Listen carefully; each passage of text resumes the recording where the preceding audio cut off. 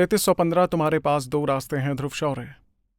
इस पूरी चुनौती में चल रही लड़ाइयां सच में बहुत ही खौफनाक और जालिम थी। अगर बात ध्रुव की हो तो उसके आयामी अंशों ने यह पक्का कर दिया था कि कोई भी दुश्मन उसके असली रूप को कभी न ढूंढ पाए, जिस वजह से हार मानकर सभी ने पीछे हटना ही बेहतर समझा।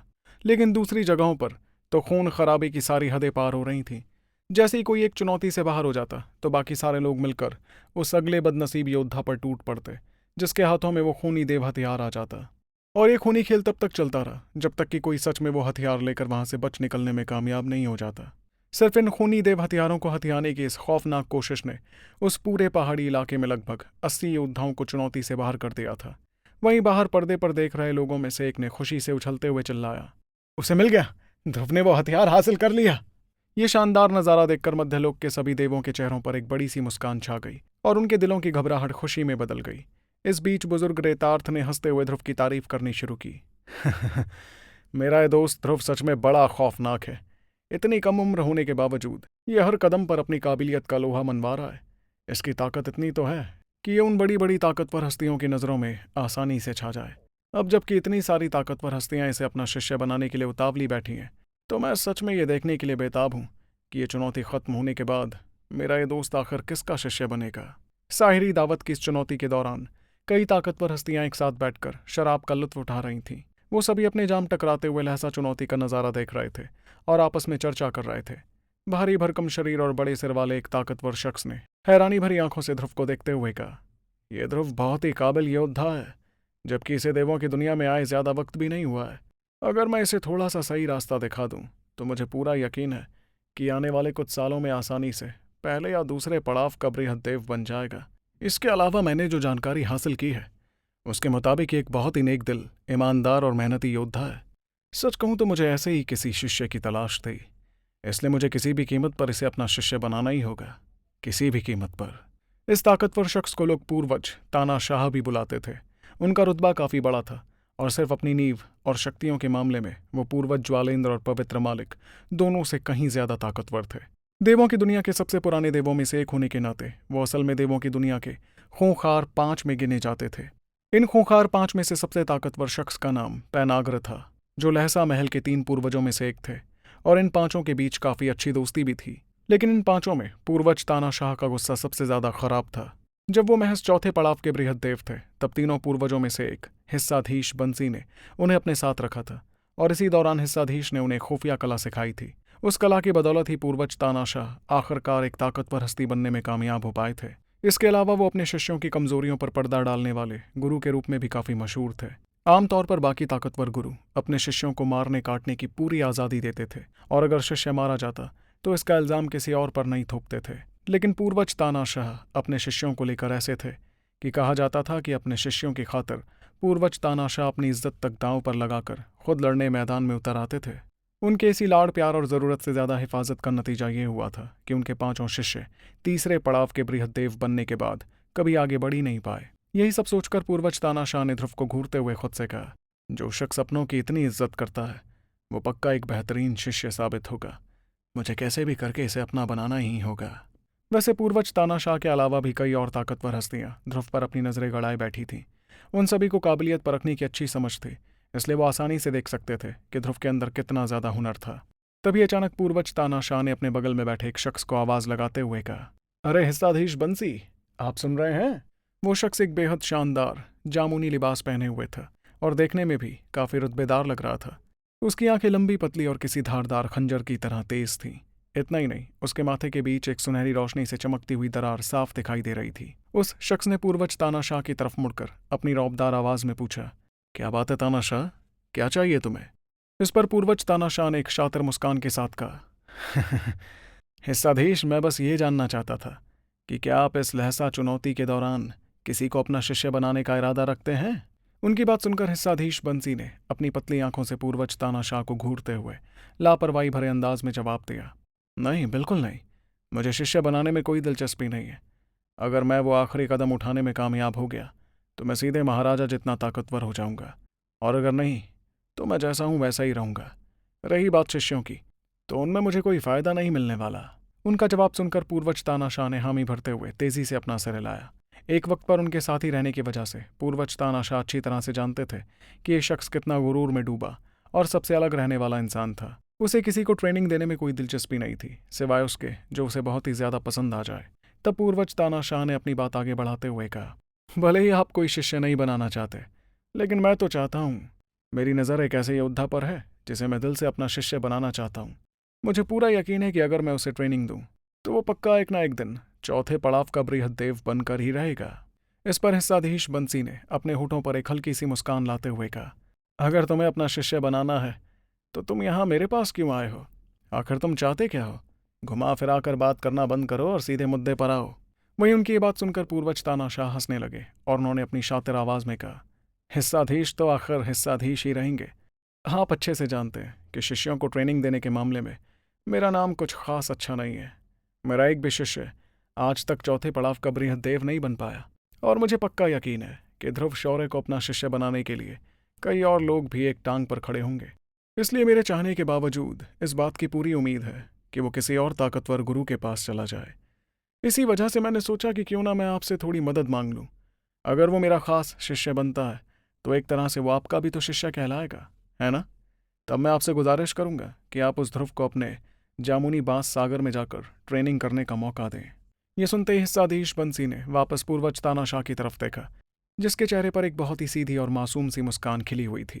फिर उन्होंने अपना सर हिलाते हुए बड़ी बेरुखी से जवाब दिया, देवों की दुनिया की इतनी ताकतवर हस्ती होने के बावजूद भी तुम कितने बेशरम हो तानाशाह। आखिर पूर्वज तानाशाह देवों की दुनिया के खूंखार 5 में से एक थे, और वो बाकी ताकतवर हस्तियों के मुकाबले काफ़ी ज़्यादा ताकतवर भी थे, लेकिन फिर भी उनका मिजाज बाकियों के मुकाबले काफ़ी अच्छा और साफ था।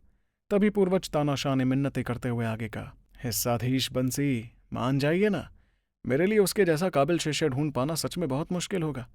क्या आप भूल गए वो दिन जब मैं आपको अपनी पीठ पर ढोकर पहाड़ चढ़ता था, समंदर लांघता था और जंगलों में छुपाता था? कम से कम उसकी खातिर तो आप मेरे लिए इतना कर ही सकते हैं। उनकी इस गुजारिश पर हिस्साधीश बंसी ने हामी भरते हुए जवाब दिया, ठीक है ठीक है, इतनी पुरानी बातों को लाने की कोई ज़रूरत नहीं है तानाशाह, मैं तुम्हें अपनी ज़ुबान देता हूँ।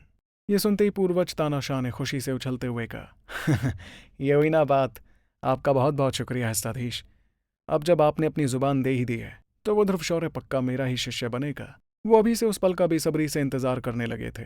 तभी हिस्साधीश बंसी ने उन्हें याद दिलाते हुए कहा, लेकिन तुम्हें ये याद रखना होगा तानाशाह कि अगर महाराजा तबाही के सरताज या फिर पैनाग्र ने उसे अपना शिष्य बनाने का फैसला कर लिया तो तुम चाहकर भी उसे उनसे छीन नहीं पाओगे। इस पर पूर्वज तानाशाह ने पूरे गुरूर के साथ जवाब दिया, अगर उनमें से किसी ने खुद पहल की तो जाहिर है मैं कुछ नहीं कर पाऊंगा।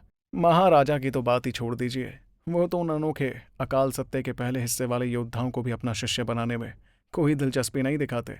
रही बात बड़े भाई पैनाग्र की, तो उन्हें भी गिनती में लेने की कोई ज़रूरत नहीं है।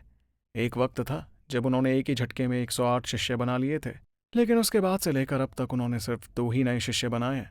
उनका ऐसा कोई कदम उठाना नामुमकिन के बराबर है, और तबाही के सरताज ने भी बहुत लंबे अरसे से कोई नया शिष्य नहीं बनाया है। उनकी बात सुनकर हिस्साधीश बंसी ने भी हामी भरी। वो जानते थे कि वो तीनों पूर्वज अपनी खुद की ट्रेनिंग और शक्तियों को बढ़ाने पर ज्यादा जोर देते थे। आमतौर पर नियम यही था कि जो हस्ती जितनी ज्यादा ताकतवर होती थी उसे शिष्य बनाने की उतनी ही कम परवाह होती थी। उनके लिए अपनी ताकत ही सबसे ऊपर थी। सिर्फ कभी कभार ही वो किसी ऐसे शिष्य को कुछ गुर सिखा देते जो उन्हें बहुत ज्यादा पसंद आ जाता था, वरना उन्हें ऐसा करने के लिए किसी बहुत ही अचानक आए ख्याल की जरूरत पड़ती थी। जैसे कि तब जब पैनाग्र ने एक झटके में 108 शिष्य बना लिए थे। उन्होंने ऐसा इसलिए किया था क्योंकि वो किसी खुफिया कला को समझने की कोशिश कर रहे थे, और उन्होंने सच में उन शिष्यों को पूरी शिद्दत से ट्रेनिंग दी थी। वो सभी ताकतवर हस्तियां दूर से बैठकर इस लड़ाई का नज़ारा देख रही थीं, जो हर गुजरते पल के साथ और भी ज्यादा खौफनाक होती जा रही थी।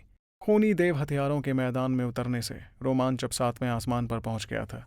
कई देव एक साथ मिलकर किसी एक योद्धा को मारने के लिए लड़ रहे थे, जबकि वो देव हथियार वाले योद्धा इतने ज्यादा खतरनाक थे कि उनका हल्का सा वार ही किसी की भी जान लेने के लिए काफी था।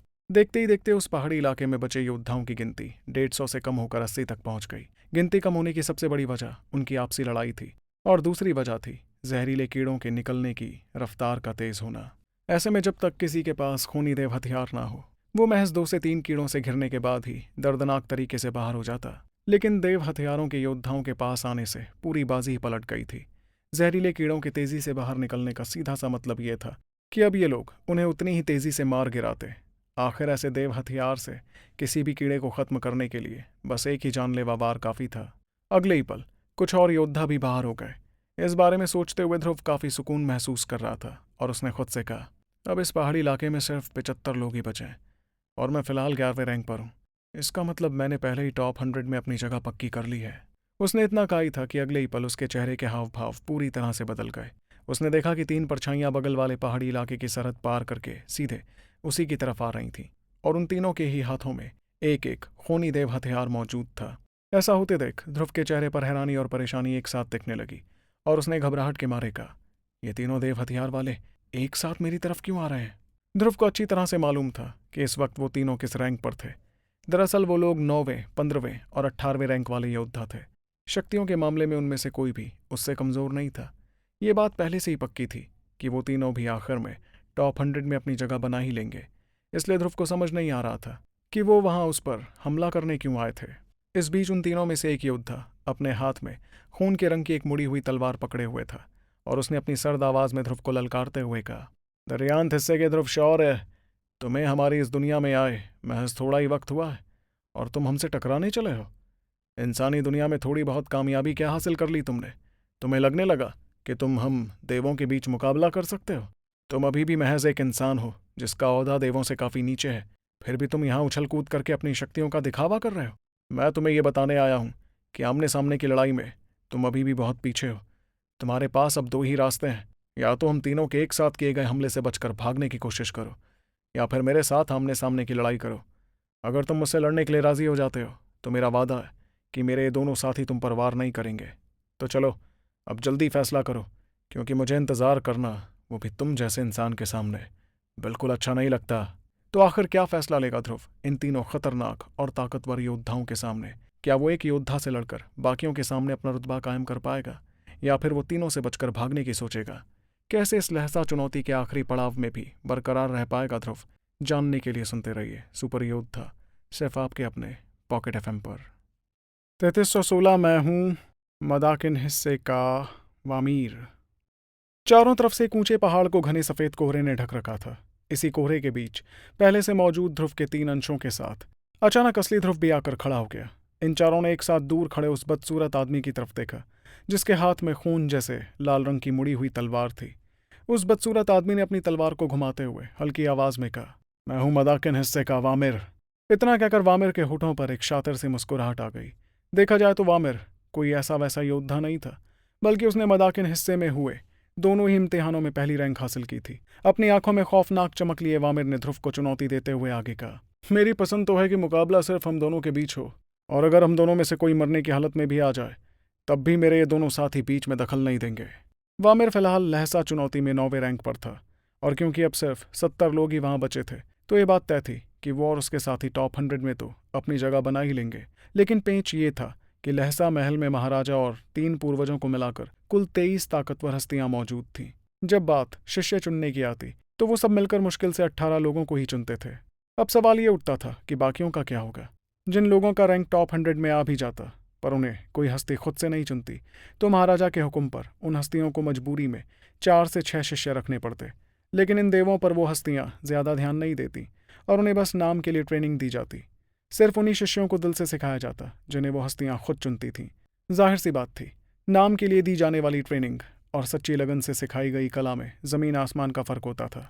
वामिर ने बहुत पहले ये पक्का कर लिया था कि वो पहले टॉप 100 में अपनी जगह पक्की करेगा और फिर कुछ ऐसा करेगा जिससे सारी हस्तियों की नज़र उसी पर टिक जाए। इसी तरकीब को अंजाम देने के लिए उसने सबसे पहले एक खूनी संहार देव हथियार पर कब्जा किया और अपना रैंक काफी ऊपर ले गया। उसके बाद अपनी ताकत के जोर पर उसने किसी दूसरे ताकतवर योद्धा को दबोचा और उस हथियार को उस योद्धा को सौंपते हुए हुक्म दिया, मैं तुम्हें खूनी संहार देव हथियार इसलिए दे रहा हूँ ताकि तुम टॉप 100 में आ सको, लेकिन इसके बदले इस पूरी चुनौती में तुम्हें मेरे इशारों पर नाचना होगा। सामने वाले देव के पास वैसे भी कोई योद्धा नहीं था, इसलिए टॉप 100 में जाने के लालच में उसने तुरंत वामिर की ये शर्त मान ली। इसी चालाकी का इस्तेमाल करते हुए वामिर ने एक और देव को अपने साथ मिला लिया।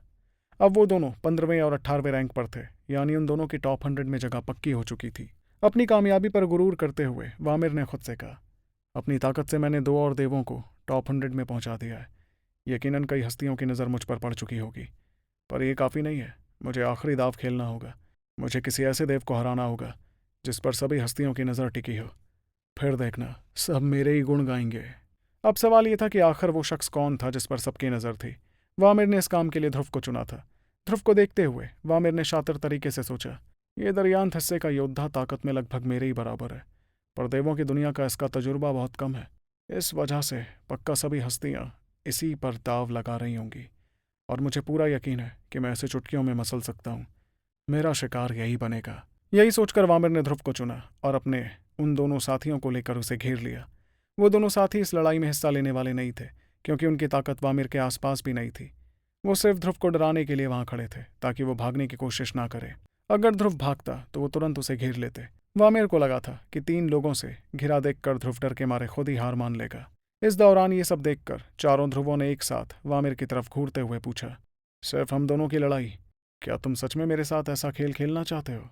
तब वामिर ने अपनी खूंखार और बेरहम आंखों से उसे देखते हुए कहा, बिल्कुल खेलना चाहता हूँ। इस पर चारों ध्रुवों ने बिना जरा भी घबराए एक आवाज में जवाब दिया, अगर तुम्हारी यही मर्जी है तो आ जाओ, मैं भी देखता हूँ कि तुम में कितना दम है। ध्रुव का ये जवाब सुनकर वामिर मनी मन खुश होते हुए बोला, दरियांत हिस्से के इस योद्धा में हिम्मत तो बहुत है।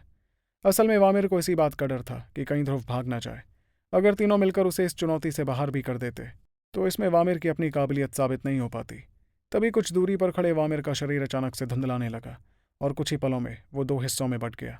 अब वहां 2 वामिर एक साथ खड़े थे और दोनों के हाथों में एक जैसी खून से सनी हुई लाल तलवारें थीं। ये देखकर ध्रुव के चेहरे पर एक हल्की सी मुस्कुराहट आ गई और उसने मजाक उड़ाते हुए कहा, अच्छा, तो तुम्हारे पास भी आयामी अंश बनाने की काबिलियत है? इस पर दोनों वामिर ने एक साथ अपनी भारी आवाज में जवाब दिया, मैंने तुम्हारी तरह आयामों की गहराइयों में गोता नहीं लगाया है, लेकिन मैं सिर्फ एक ही परछाई बना सकता हूँ। लेकिन क्या तुम बता सकते हो कि इनमें से मेरा असली शरीर कौन सा है? और क्या तुम जानते हो कि इन तलवारों में से असली तलवार कौन सी है? वामिर की बात खत्म होते आसपास की दुनिया भयानक तरीके से हिलने लगी। एक अनदेखी ताकत ने उस पूरे पहाड़ी इलाके को अपनी चपेट में ले लिया। अगले पल दोनों वामिर तूफानी रफ्तार से एक साथ ध्रुव की तरफ झपटे।